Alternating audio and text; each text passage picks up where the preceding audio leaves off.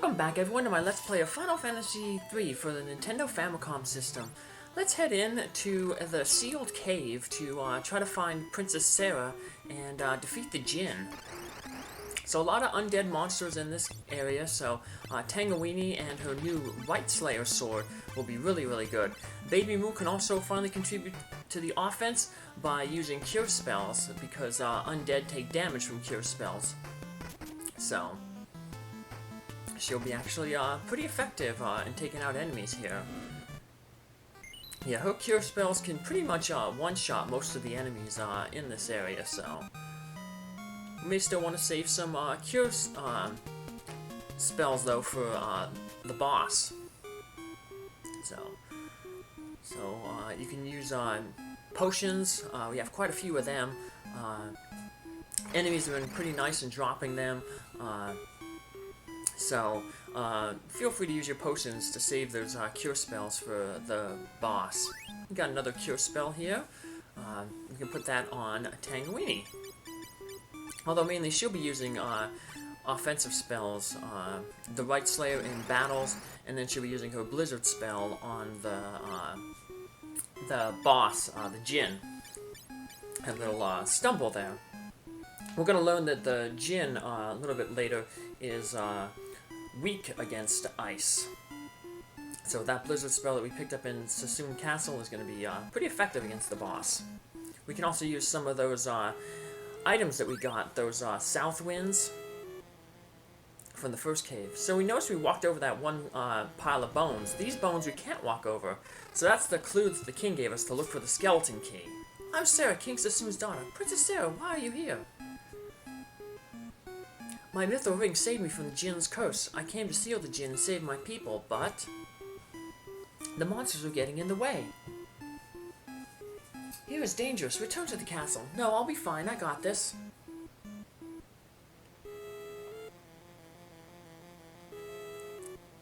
She's gonna get hurt. Then let's go together. You can't seal the djinn without my ring. Guess we have no choice. And now she has joined our party, but people who join our party, there'll be quite a few throughout our adventure. They don't contribute in battle. But you can talk with them with the B button there. See, you get a little picture of them there underneath the save there. You can talk to them with the B button and they'll say different things. So, I'm glad I came here alone, it's scary. I'm glad you're here. I came here alone, it's scary, I'm glad you're here. We can seal the djinn with my ring and save everyone. Take me to the djinn. The djinn is a fire genie, it won't like the cold. I came here alone, it's scary, I'm glad you're here. So yeah, so she gave us that little hint there. Usually that's what the characters will do. And they'll give you, you know, a little bit of a tip or something on how to, like, maybe beat a boss or something about the dungeon.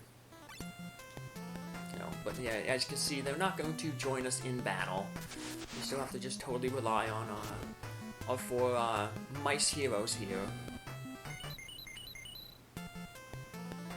So you have two new enemies here, Larva in the back, Curse Coin there in the front. I'll throw up the Larva's stats then a little bit here. You see the Right Slayer is still effective against them. So. Oh, and the Tangeweenie, unfortunately, got put to sleep.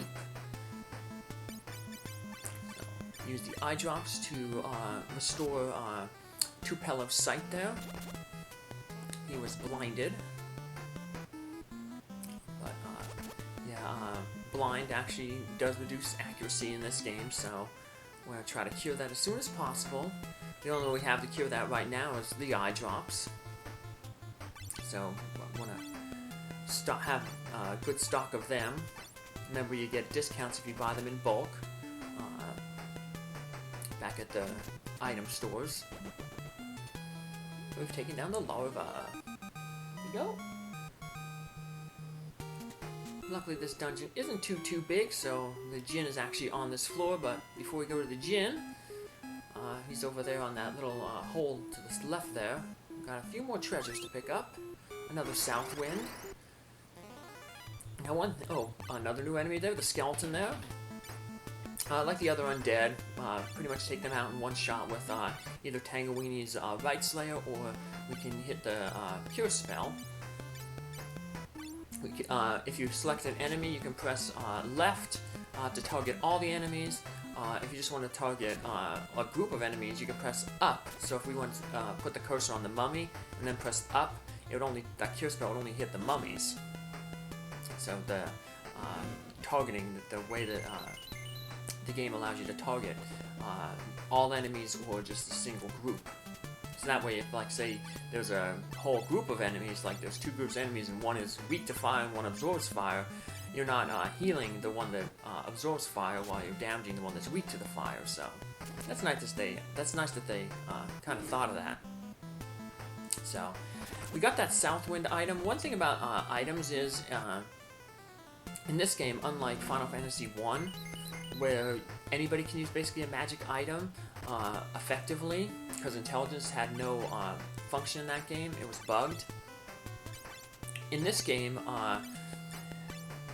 items that deal damage, that cast like black magic spells, basically are affected by the character's intelligence. So we would want somebody like, if anybody to use any of those items, we'd want it to be Tangeweenie, because she has the highest intelligence, followed by Baby Moo, and then Fang and Tupelo has the lowest intelligence of our characters. So when you change jobs, it might be a good idea to check out all the jobs' intelligence, so you know which ones, because stats will change based on the job that you select. The djinn, I'll seal it with my ring. Nothing happened. Your ring is useless now that I'm infused with darkness. Uh-oh. We're supposed to fight the dark. So, guess it's time for us to fight the djinn. So, he's a little bit tougher than the land turtle. He has more than 3 times the amount of hit points that the land turtle has. And he mainly attacks with the fire spell. As you can see, it usually does about 30 to maybe 40 damage on a character. So he's not too bad of an enemy. Like I said, he'll be single targeting most of the time, and you can pretty much heal that damage done with a cure spell or even a potion. So just have your fighters attack. Whoever has the blizzard spell, cast the blizzard spell. Sometimes he has decent magic evasion, so sometimes the spell might miss. But he's not undead, so your blizzard spell, Tangeweenie will be doing more damage with her blizzard spell than if he just attacked. Than if she just attacked. So just keep casting the blizzard. Baby Moo will be our healer, and if she runs out of heals, then she can just start throwing potions. You have plenty of potions, and otherwise not too much, about this.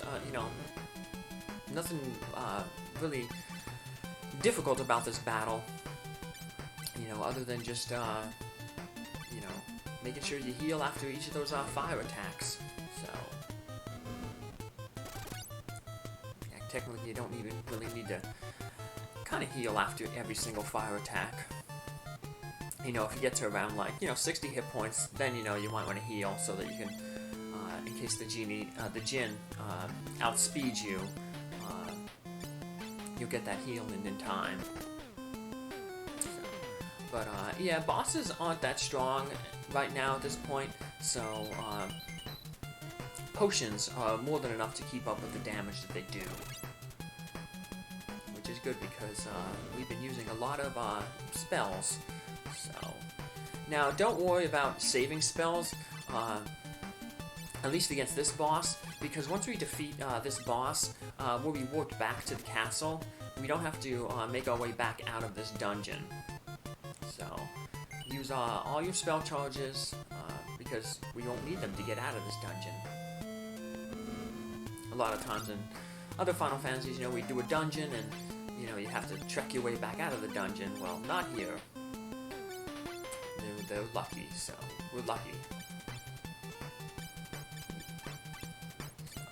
So use the potions now that Baby Moo is out of her cure charges. And the djinn is taken down. And now that we've weakened the djinn, Princess Sara can retry again to seal the djinn with her ring. Sara, seal the djinn with your ring now that he's weak. Princess Sara held the ring up high. And you seal the genie in a bottle. You seal the djinn in the ring. The ring's power seals the cave once more. Thanks to you, we seal the djinn once more. Let's cleanse this ring in the spring in the castle Sassoon to lift the curse. Let's work to the castle by using the ring. So, yep. Now we're taken right to this spring I showed off in our last episode where we wandered the castle, and she throws the ring in the water, and that'll lift the curse not just on everybody here, but also the people in Kansas. So she'll say the same dialogue later on when we go visit her. So we already know where her room is because, you know, we slept in her bed while we were looting the castle while everyone was ghosts. So she leaves our party, and we get to talk with all these people.